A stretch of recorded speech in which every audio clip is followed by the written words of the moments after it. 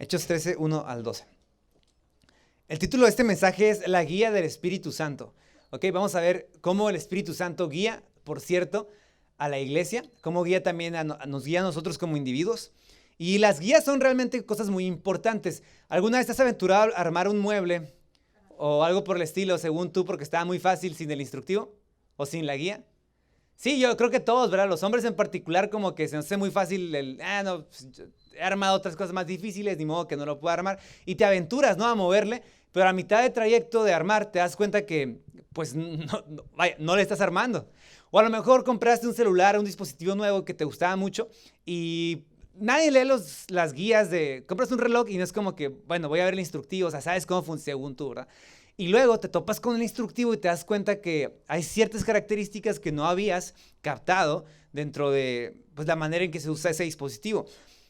En cuanto al tema espiritual, es muy importante que nosotros tengamos una guía, un guía espiritual. No me refiero a una persona, ¿verdad? Aunque bien puede ser una persona que nos guíe espiritualmente, pero gracias a Dios nosotros tenemos al Espíritu Santo que es nuestra guía. Y eso es algo valiosísimo, porque significa que mi comunión con Dios es sobre todo también en un sentido personal con Él, ¿sí? O sea, Dios directamente trata conmigo, no a través de un intermediario. Y en el libro de los Hechos, la iglesia de Hechos está experimentando eso. A lo mejor para nosotros hablar del tema de que el Espíritu Santo nos guía puede ser algo que ya escuchamos, pero quiero que nos pongamos en el lugar de ellos. La iglesia es naciente, es nueva, y ellos están aprendiendo a escuchar al Espíritu Santo que los guía, algo que nunca ellos habían experimentado anteriormente. De modo que Hechos capítulo 13 nos va a hablar sobre eso, la guía del Espíritu Santo. Pero antes de empezar a leer, ¿en qué nos quedamos la última semana que hablamos sobre el libro de los Hechos? Ustedes recordarán que hablamos sobre la liberación del apóstol Pedro. ¿Recuerdan? Hechos capítulo 12. Pedro había sido arrestado y Dios milagrosamente rompe las expectativas de todos, los guardias, Herodes, la iglesia, incluso de Pedro, y provoca, por medio de múltiples milagros, que Pedro fuera liberado. Y vimos cómo Dios nos invita a vivir en fe respecto a que Él puede obrar en maneras en que nosotros no podemos a veces ver. Y así con esa idea en mente, en ese momento, Bernabé y Saulo o Pablo estaban en Jerusalén y experimentaron esto. Dice el texto que viajaron a Nueva Antioquía, que es la tercera ciudad más importante del Imperio Romano, ¿sí? En ponerlo en contexto mexicano, algunas de las ciudades más importantes de México son Ciudad de México, la capital, y de ahí podríamos disputar un segundo y tercer lugar entre Guadalajara y Monterrey, ¿no? Probablemente. Yo sé que hay otras, Tijuana para mí es la primera, pero para que sea una idea, Antioquía era como la tercera ciudad más importante, no nada más de un país, sino de todo el Imperio Romano, solamente después de Roma y de Alejandría. Entonces era una ciudad importante y Pablo, en ese momento todavía conocido como Saulo, y Bernabé eran líderes importantes ahí. Y así llegamos al capítulo 13, ¿ok? Dice capítulo 13, versículo 1. En la iglesia que estaba en Antioquía había, ¿qué dice que había? Profetas y maestros. Y luego nos pasa a dar el texto una lista de esos profetas y maestros. Dice que estaba Simón, llamado Níger, Lucio de Cirene, Bernabé, Manaén, que se había criado con Herodes el tetrarca, y Saulo. Mientras ministraban al Señor y ayunaban, el Espíritu Santo dijo: aparten a Bernabé y a Saulo para la obra a la que los he llamado. Entonces, después de ayunar, orar y haber impuesto las manos sobre ellos, los enviaron. Ok. Entonces empecemos con esto. La iglesia de Antioquía era una iglesia que el Señor había levantado. En los capítulos anteriores de Hechos vimos un poco sobre eso. Yo sé que a lo mejor no lo tenemos tan fresco, ustedes pueden retornar eso, pero el punto es de que este texto nos dice claramente que en la iglesia de Antioquía había dos grupos de personas importantes, o bien podrían haber sido uno, que eran los profetas y los maestros. Ahora, cuando ustedes escuchan que alguien es un profeta o escuchan la palabra profecía, ¿qué se les viene a la mente? Algo místico, misterioso, algo que proyecta y vislumbra el futuro, ¿no? A mí me gustan las películas, creo que todos hemos visto películas donde la profecía, ¿no? Y la famosa profecía. Y hay un montón de películas que el tema central sobre el cual gira el personaje principal en su desarrollo o crecimiento es sobre supuestamente una profecía, ¿no? O sea, la idea de una profecía comúnmente o coloquialmente para nosotros es el anuncio futuro sobre algo que sucederá. En la Biblia bien puede significarse eso, pero no solamente eso, ¿sí? Entonces, ¿qué es un profeta? Para empezar, en definición, un profeta es una persona motivada por el Espíritu Santo que proclama la palabra de Dios Y ellos lo que hacen es explicar el plan de redención y subrayar el significado de ese plan de redención. ¿Qué me refiero con el plan de redención? La salvación que Jesús nos trajo. Es aplicar ese significado de la obra de Dios a nuestras vidas. Ahora, esto puede ser una forma pastoral, pero a veces también puede ser una forma exhortativa, o sea, como una llamada de atención.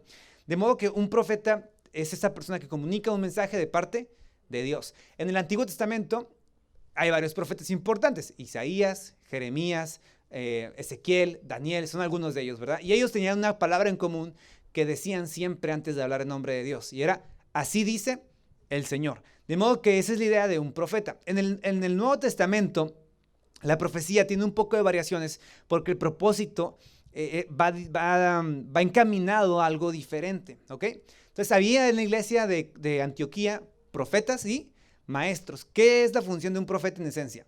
¿O cuál es el objetivo de la profecía? En Corinto, Pablo dijo que la profecía o todas las profecías son para edificación, son para alentarnos y para consolar nuestra alma. De modo que un profeta tiene la función de consolarte, alentarte o motivarte. ¿Sí? Si un profeta lo único que hace, o la idea que nosotros tenemos de un profeta es nada más echarte pedradas, acusarte, juzgarte y mostrarte todo lo malo que hay en ti, pues se quedó con la parte mala de ser un profeta, ¿no? Que no únicamente es acusar. Un profeta no únicamente acusa, sino que da una solución, da un camino a seguir, da una guianza. Eso hacían los profetas del Antiguo Testamento. Okay, sí, Dios está así molesto con ustedes, pero Dios les da esta oportunidad. Y el factor principal de la profecía no es únicamente condenar, sino exhortar a un cambio, motivar a un cambio. En la iglesia del Nuevo Testamento, los profetas eran sumamente necesarios por un motivo en particular, porque ellos no tenían la Biblia completa tal cual nosotros la tenemos. ¿Sí? Imagínense, solo quiero que nos pongamos en la situación de ellos. No tenemos el Nuevo Testamento y no sabemos que el Nuevo Testamento nos dice que debemos vivir en santidad en el área sexual, por ejemplo. ¿Sí? A lo mejor tú vienes de un contexto pagano, no eres como en esta ciudad de Antioquía, no eres judío, tú no tienes ni idea de eso, de la pureza sexual y eso. Y entonces tú tienes serias dudas respecto a cómo Dios quiere que te desenvuelvas en tu área sexual. Ahora, tú y yo actualmente, ¿qué haríamos? Podemos ir a la Biblia, podemos ir a Efesios, podemos ir al Nuevo Testamento, podemos ir a Tito 1, 2, 3. Y claramente la Biblia nos dice, esta es la voluntad de Dios, su santificación, que se aparten de la inmoralidad sexual. Y a lo mejor tendríamos dudas, ¿y qué es la inmoralidad sexual? Pues hay varios versículos que nos dicen, pues la inmoralidad sexual es esto y esto. Pero imagínate que tú eres un creyente de Antioquía y no sabes cómo, en ese sentido, tú vivir una vida pura delante de Dios sexualmente. ¿Qué hacía un profeta? De parte de Dios, el profeta decía, el Señor es su voluntad que tú vivas de esta manera, así. De modo que ellos, al no tener el Nuevo Testamento completo o un acceso a la Biblia tan fácil, no había tantas personas que supieran leer. El don de profecía era muy importante porque era la manera en la que Dios estaba guiando a la iglesia. Ojo, el Nuevo Testamento también, la Biblia nos manda que la profecía debe siempre tener armonía con la palabra de Dios o debe provenir de esta. Si alguien dice ser profeta y sus mensajes y aportaciones, sea que sean una predicación, una enseñanza o algo más espontáneo como que un sentir que te quieren comunicar, si su mensaje es contrario a la palabra de Dios, ¿sabes qué? Claramente, ese mensaje no viene de parte de Dios. O sea, Dios no va a contradecir su palabra escrita. En 1 de Pedro, Pedro dijo, tenemos la palabra profética más segura. ¿Y a qué se estaba refiriendo? A las Escrituras. De modo que la profecía era importante en el Nuevo Testamento.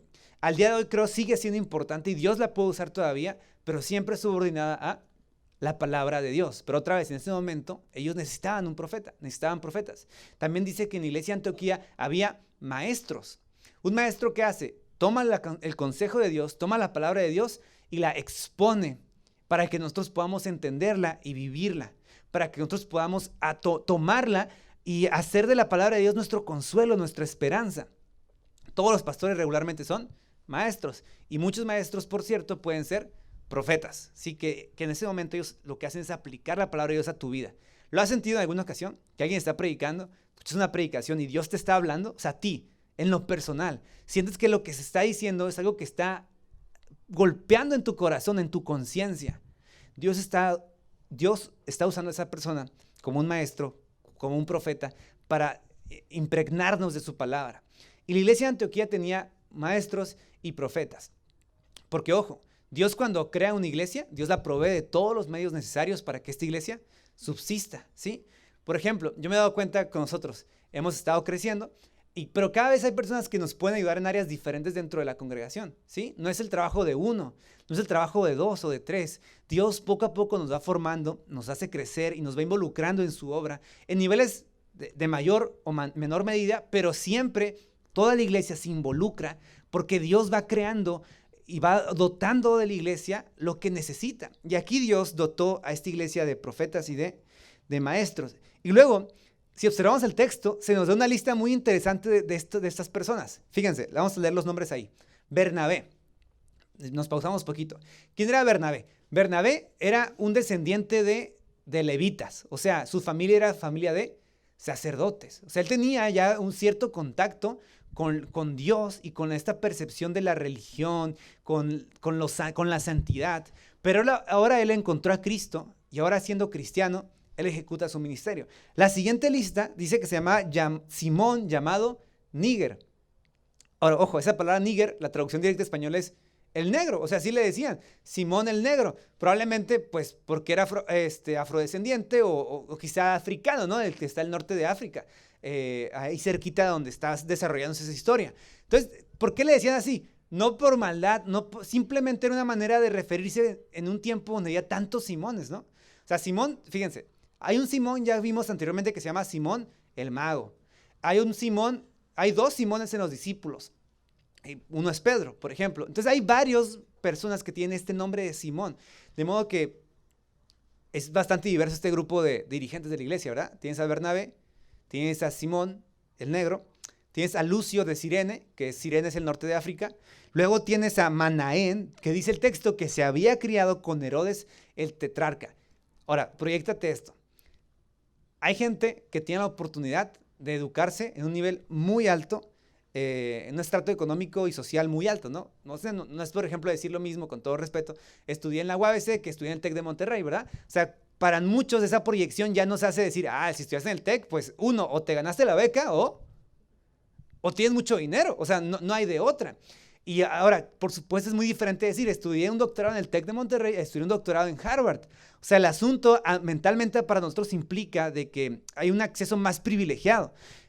Manaén dice que se había criado con Herodes, el tetrarca. O sea, para que proyectemos, Manaén había tenido educación digna del hijo de un rey, tal cual era Herodes, el tetrarca. De modo que esta persona es interesante que esté en la lista porque es a nuestros ojos de esas personas inalcanzables, ¿sí?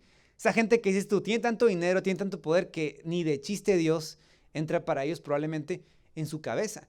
Pero aquí nos muestra cómo Dios, en esta pequeña frase, cómo Dios alcanza a personas de todos los estratos sociales, de todos los estratos, ¿por qué no políticos, económicos? Y Manaén era un líder dentro de la iglesia. Y por último, el último de la lista era Saulo. Y pues Saulo sabemos quién era, el perseguidor.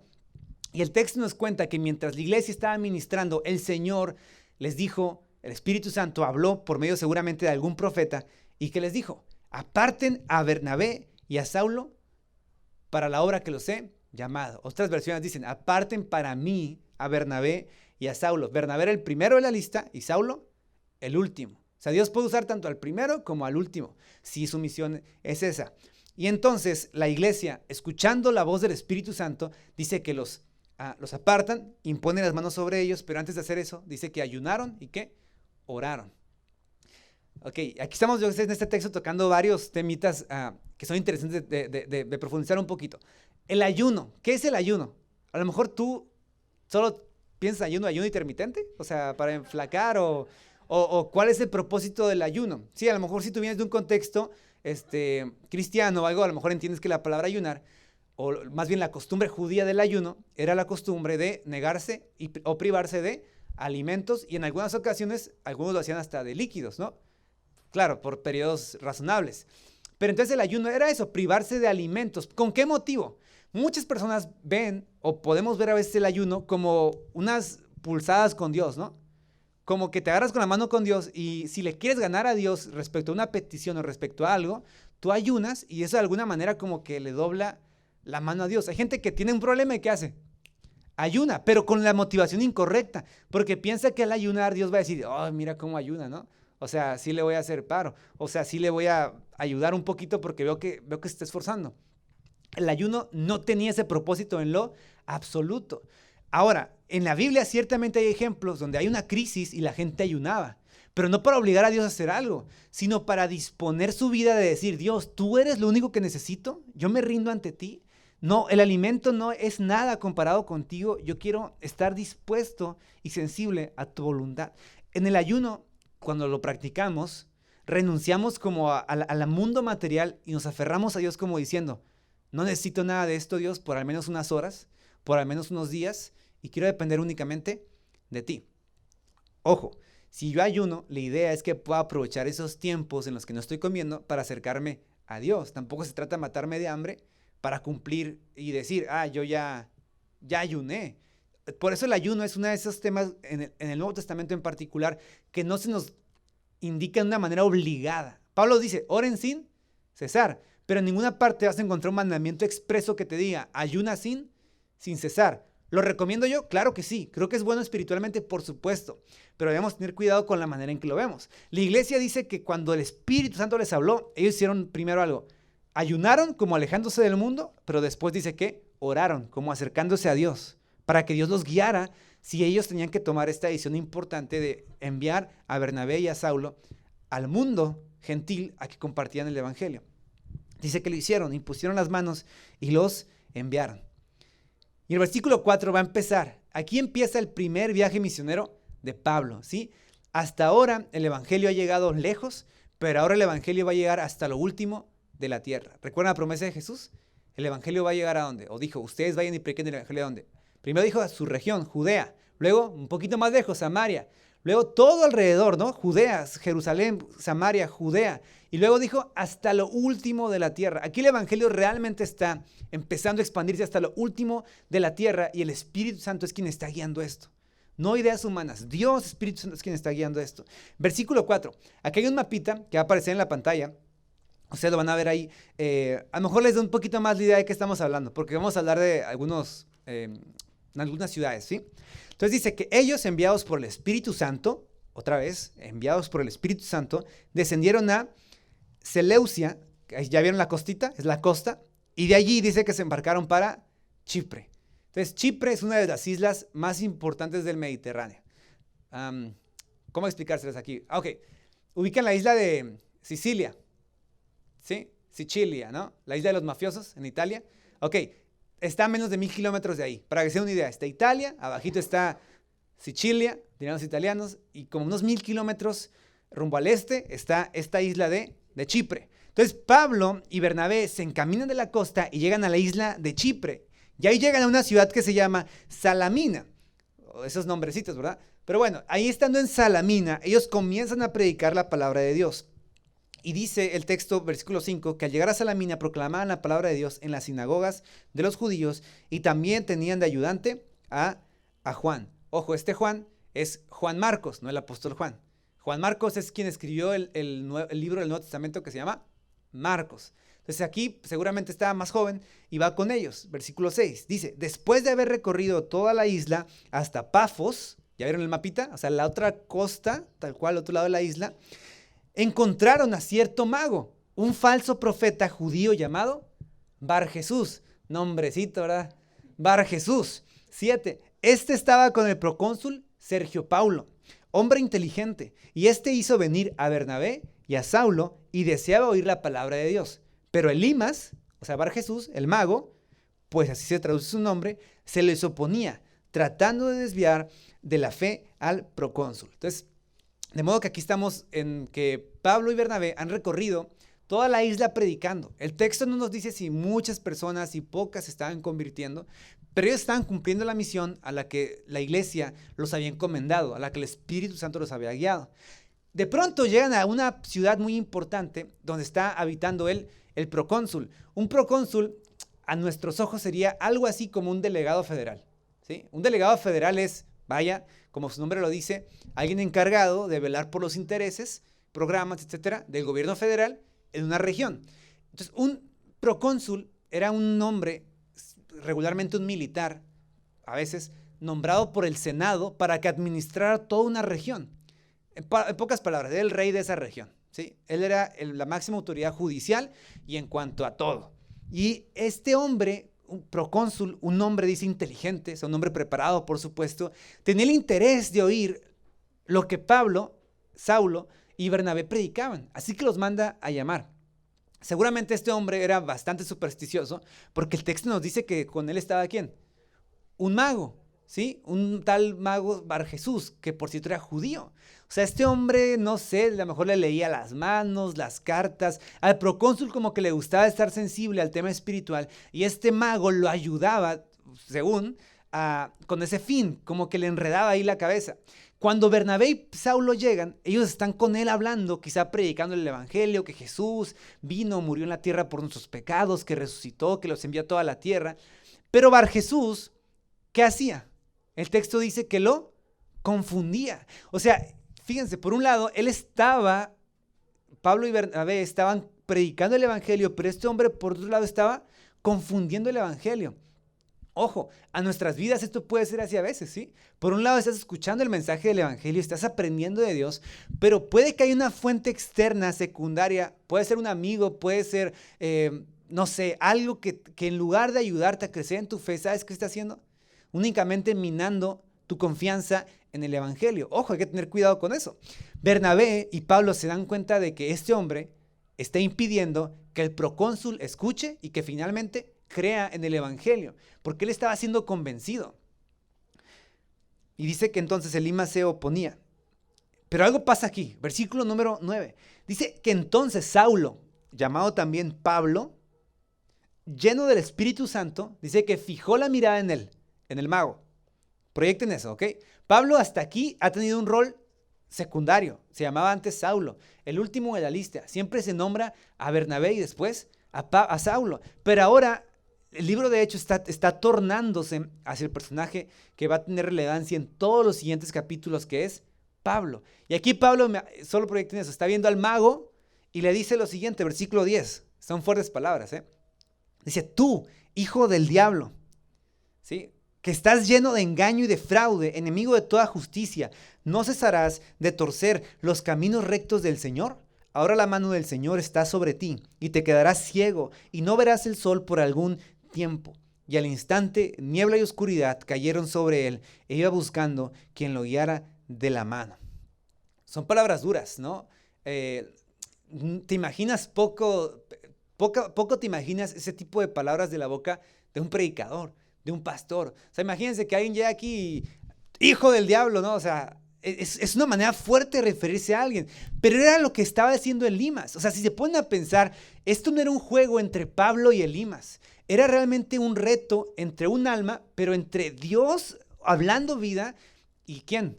El diablo oponiéndose y dando a través de Elimas muerte, destrucción y confusión. Y esto nos pone en jaque nos pone en mente algo importante. Lo que está en jaque al escuchar el evangelio no es un tema secundario. ¿Qué está en jaque? Nuestra alma. O sea, para Dios es importante el mensaje del evangelio y el mensaje del evangelio es predicado por nosotros con fuerza, como si fuera algo real, porque es algo real. O sea, el tema aquí central, lo que está en juego es nuestra alma. Y por eso Pablo, inspirado, no por su voluntad, el texto nos dice que a Pablo se le ocurrió. Dice el texto que lleno de ¿quién? Del Espíritu Santo. Otra vez, el Espíritu Santo guía a Pablo a que condene a este hombre porque era la única manera en que este hombre dejaría que el procónsul escuchara. Ojo, Dios tampoco lo mató, ¿sí? O sea, en Hechos 5 vimos algo similar y ahí el Espíritu Santo sí tomó la vida de 2 personas que lo habían defraudado. Lo estafaron realmente, ¿no? Si ustedes van a ese texto. Pero aquí con Elimas el Señor tiene misericordia todavía porque no lo mata. Le dice, te vas a quedar ciego por algún tiempo. ¿Quién había experimentado una ceguera temporal también por oponerse a Dios? Pablo mismo, el que está hablando ahí. O sea, Pablo entiende perfectamente lo que se siente ser cegado por Dios, por oponerte a Él, pero después eso resultó en la salvación de Pablo. No sabemos si esto, en momento duro, pudo haber resultado después para la salvación de Elimas, porque eso puede pasar. El apóstol Pedro en algún momento también se dejó guiar, se dejó influenciar por el diablo y Jesús le dijo, cállate, Satanás. O sea, en ocasiones nosotros mismos podemos disponer nuestra vida para el bien, pero también si no somos sabios la podemos estar disponiendo y usando para el mal. ¿Qué queremos que digan de nosotros? ¿Hijos de Dios o hijos del diablo? O sea, dudo que alguien te lo diga de frente probablemente, pero es importante qué voz estamos escuchando. ¿A quién, qué está gobernando nuestras vidas? En el caso de Elimas lo gobernaba el mal, la confusión.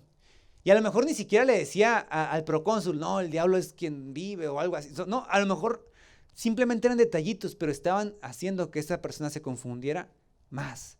Y viene entonces el juicio. De nuevo, recordemos, el Espíritu Santo, tenemos a veces esta idea, o popularmente se tiene esta idea de una paloma, ¿sí? Como algo inofensivo, una brisita.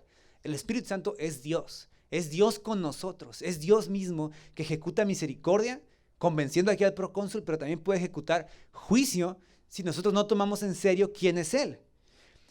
Versículo 12, entonces el procónsul cuando vio lo que había sucedido, creyó, maravillado de la doctrina del Señor. El procónsul cuando ve lo que pasó, se sorprende y se da cuenta que el real mensajero de Dios es Pablo y Bernabé. Pero no creyó por el milagro únicamente, dice que creyó maravillado de la doctrina del Señor. Porque un milagro en tu vida te puede acercar a Dios, pero lo único que te puede mantener cerca del Señor es su palabra. Si nosotros siempre pensamos que Dios tiene que estar actuando milagrosamente para nosotros darnos cuenta que Él existe, estamos poniendo nuestros pies en una base muy inestable. O sea, la palabra de Dios, la doctrina del Señor es lo que nos acerca a Él, tal como acercó aquí a Sergio Paulo, el procónsul. En esta historia hay varios puntos importantes que podemos resaltar, pero uno que yo resalto bastante es que el Espíritu Santo es el Señor Dios que se involucra en nuestras vidas de manera personal, ¿sí? Él trató con Pablo, con Bernabé, con Sergio Paulo, también de una manera u otra trató con el mago Bar Jesús o Elimas. O sea, Dios está tan interesado en involucrarse con nosotros que Él se involucra de manera personal con nosotros. Pero también en esta historia vemos cómo el Espíritu Santo se involucra en la comunidad, en la iglesia. La iglesia junta fue quien recibió la palabra del Señor de separen a Bernabé y a Saulo para el ministerio. Y es la iglesia en conjunto, es la iglesia el lugar donde Dios nos va forjando para nosotros poder servirlo mejor. Ahora, yo sé que la evidente aplicación de este texto es que nosotros debemos dejarnos guiar por el Espíritu Santo. Sí, tú y yo debemos dejarnos guiar por el Espíritu Santo, como individuos, como familias y sobre todo como comunidad. Y aquí es lo difícil, porque no es tan simplón decirles, vayan y déjense guiar por el Espíritu Santo. ¿Cómo hacemos eso? ¿Sí? ¿Cómo hacemos eso? Hay muchas maneras malas en las que la gente nos dice que supuestamente nos influenciamos. Hay maneras demasiado cerradas sobre las cuales las personas nos dicen que el Espíritu Santo nos guía. Pero entonces, ¿cómo? En esencia, ¿cómo nosotros podemos ser guiados por el Espíritu Santo? Recordemos a Adán. Adán, cuando estaba aquí en la tierra junto con Eva, Dios les hablaba directamente. Dice en Génesis que el Espíritu de Dios estaba ahí con ellos, se paseaba, ¿no? En la mañana. Y Adán y Eva, a pesar de tener esa cercanía con Dios y de ser personas perfectas porque nunca habían pecado, ser personas puras, ¿qué hicieron? Desobedecieron a Dios. Luego, si avanzamos un poquito en la historia, vemos que Moisés, un hombre también guiado por el Espíritu Santo, guiado por Dios, también en muchas ocasiones se equivocó. Más adelante avanzamos, alguien como Sansón. Sansón era un dice la historia de niños, ¿verdad? Un fortachón que tenía un conejote así. Sansón era un juez que dice la palabra del Señor que el Espíritu Santo venía sobre él y él entonces manifestaba ese poder de tener una gran fuerza, pero no nada más para cargar cosas pesadas, sino que él liberaba al pueblo de Israel de su aflicción. Pero Moisés al final de su vida, ¿qué le pasó también? Sansón.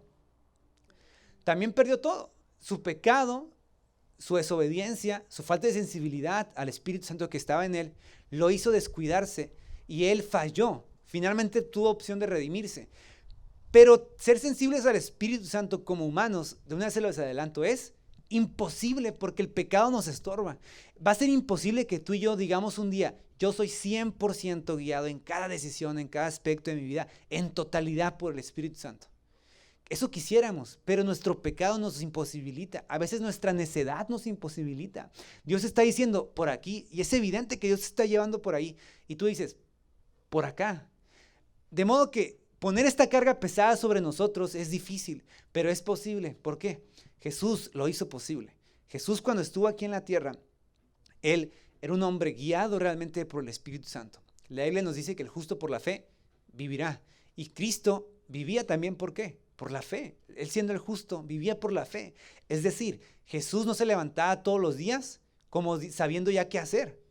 Él se dejaba guiar por el Espíritu de Dios. Él decía, yo no estoy aquí para hacer mi voluntad, sino hacer la voluntad del Padre que me envió. Él oraba, Jesús ayunaba, Jesús pasaba tiempos alejados con Dios, porque Él nos está mostrando que una vida en dependencia al Espíritu Santo es posible, pero requiere sobre todo esfuerzo también de nuestra parte. ¿Cómo lo hacemos entonces? Mi primera manera y la primera forma en la que yo te invitaría a ser influenciado realmente por el Espíritu Santo es reconociendo su presencia, su importancia y su misión. Hay gente, creyentes, que lamentablemente tienen tan descuidada su relación con Dios que no son siquiera conscientes, no voy a decir sensibles, conscientes de que el Espíritu Santo está dentro de nosotros. Eso es increíble. Si tú crees en Dios y si el Evangelio es la esperanza de tu vida en Cristo, a donde quiera que tú vayas, el Espíritu Santo está contigo. O sea, tú puedes estar en el baño más alejado y recóndito del mundo y si te hincas en ese lugar a orar, ¿sabes quién está ahí contigo? El Espíritu Santo. Puedes estar haciendo un deporte, puedes estar caminando, puedes estar manejando, puedes estar en cualquier circunstancia y tú, si eres creyente, el Espíritu Santo está dentro de ti. Pero tenemos que despertar esa conciencia de saber, Dios, estás aquí conmigo. Espíritu Santo, estás aquí conmigo. Dios el Padre, ¿dónde está? En los cielos. Cristo, ¿dónde está? Sentado a su diestra. Pero el Espíritu Santo, ¿dónde está? En nosotros, en el corazón de cada creyente, en la vida de la iglesia. De modo que tú y yo debemos despertar esa conciencia. Porque cuando tú y yo pecamos, ¿a quién contristamos en primer lugar? Al Espíritu Santo que está en nosotros. Cuando tú y yo pedimos ayuda, ¿por medio de quién Dios nos la proporciona? Por medio del Espíritu Santo. O sea, el Espíritu Santo es Dios, no únicamente aquí en la tierra, entre nosotros, sino Dios con nosotros. Despierta eso. O sea, quiero que conmigo respires. O sea, relájate. El Espíritu Santo está ahí, en tu vida. Es una realidad. O sea, puedes cerrar tus ojos, puedes respirar y saber que Dios está contigo, no porque tú y yo no lo merezcamos, sino por la gracia de Dios. Y cada vez que tú estés ahí, en esa conciencia de que Dios está en tu vida, Él te va a guiar también. Pero necesitamos primero despertar a esa realidad de que Él está. Pero ojo, no nada más ser conscientes es importante, sino ser sensibles. Yo a veces tengo conciencia de que la alarma está sonando en la mañana, pero no soy sensible al respecto, ¿verdad? Hasta que mi esposa me tiene que decir, ya levántate a apagarla, ¿verdad? Porque conscientemente en mi sueño está ahí, ti, ti, ti, ti, ti, ti, y ya hasta aparece música en mi sueño. Pero yo tengo que ser sensible, ¿cómo? Despertándome y apagando esa alarma. El Espíritu Santo no únicamente es algo que está ahí sonando como una alarma lejana.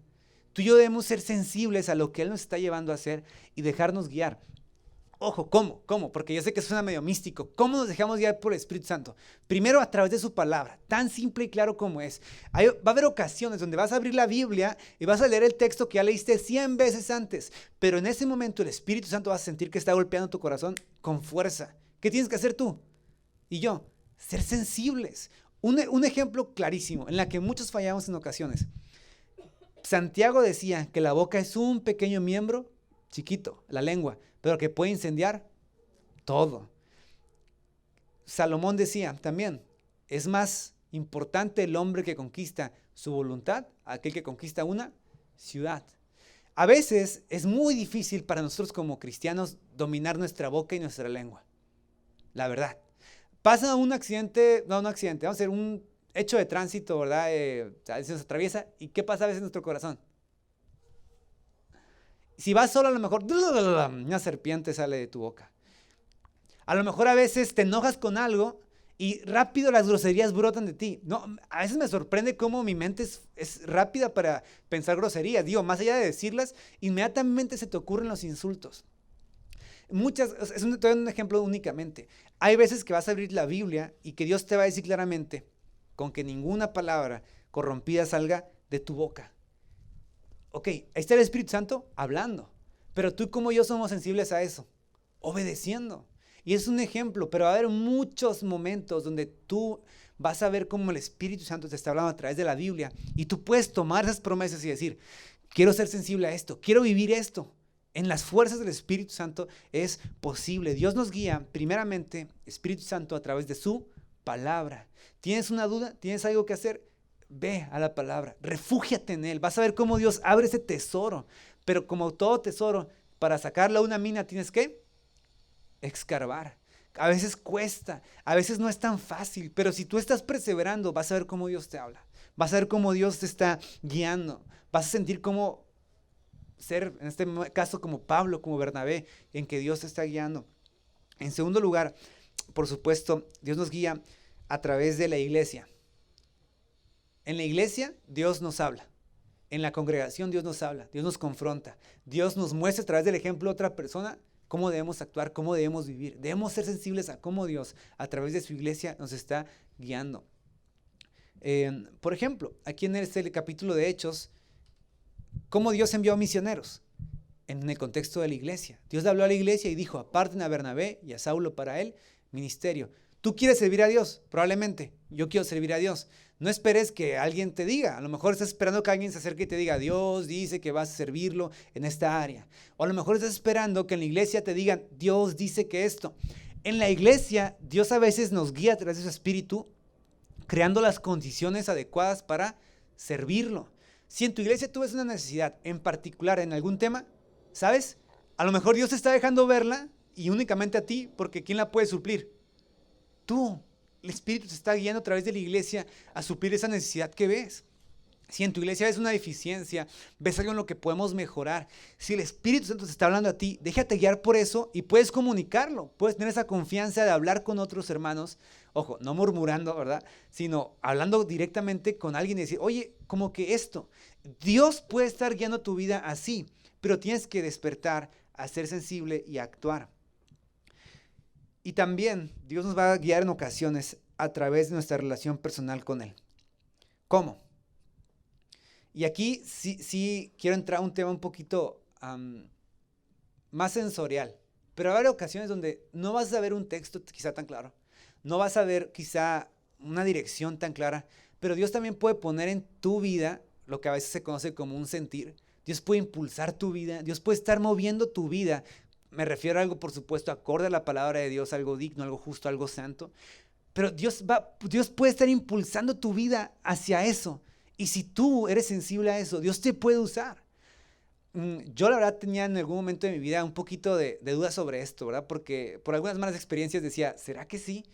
Pero llegó a pasarme en alguna ocasión donde yo sentía algo y no podía quizá explicarlo tal cual por qué motivo, pero Dios me estaba impulsando a hacerlo. Y al momento de hacerlo, de hablar con esa persona, de interesarme por esa persona, ¿sabes qué pasaba? Dios me mostraba y se veía. Y yo decía, increíble. Ahora, que es, wow, ¿no? Mi gran habilidad para interpretar las personas y... No, ¿quién está haciendo eso? El Espíritu Santo. Yo no me puedo jactar. Ninguno de nosotros nos podemos jactar de eso como que yo. No, Dios en ocasiones va a guiar tu vida a dar una palabra, a tomar una decisión, a hacer una acción donde tú puedes ser sensible a eso. Pero necesitamos tener, por supuesto, como les he dicho, hemos hablado de esto en la semana del estudio de decisiones, ¿sí? ¿Cómo tomar una decisión? La Biblia, por supuesto, es importante, es fundamental. El consejo de otros es fundamental. Y combinado todo esto, nosotros vamos a ser más sensibles al Espíritu Santo. Pero también yo creo que hoy el Espíritu Santo te está hablando a ti. Dice Hebreos 3, 7 y 8.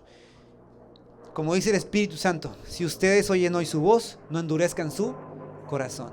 Si Dios a ti te está hablando hoy, no endurezcas tu corazón, no lo endurezcas. Si Dios está tratando con un área de tu vida, si Dios ya ha estado tratando con un área de tu vida en particular a través de su palabra, a través de la iglesia, si Dios te está mostrando una necesidad, si te está empujando, si hay un sentir que Dios ya te está poniendo durante meses, semanas y por X o Y es postergado, si escuchas hoy su voz, no endurezcas tu corazón. Eso es lo peor que puede pasarnos, endurecer nuestro corazón, no ser sensibles a Dios. Este texto, Dios se lo dijo en primer lugar al pueblo de Israel, porque ellos estaban dando vueltas ya durante 40 años, pero seguían siendo duros de corazón. Yo no creo que Dios quiera que tú estés dando vueltas, donde sea que sea, la situación que sea. Dios no quiere que estés dando vueltas. Dios quiere que tú sepas qué hacer, que preguntes qué hacer, ¿por qué no? Que te aventures confiado en Él a hacer lo que Él te está llamando a hacer y verás cómo Él va a responder. Pero mi invitación es esa. La iglesia de hecho es ser una iglesia llena del Espíritu Santo. Y nosotros podemos ser también una iglesia llena del Espíritu Santo. Cimentados en la Biblia, confiados en nuestra comunidad, siendo guiados por Dios. Dios puede convertir gente tan grande como Sergio Paulo, pero también gente tan cercana a nosotros como familia, tan cercana a nosotros como gente de trabajo. Y Dios te puede usar a ti y a mí con ese propósito y con esa misión. Y aquí vemos cómo Dios da fe de que Él va a través de su Espíritu a expandir el reino de Dios. De modo que les pido que oren junto conmigo.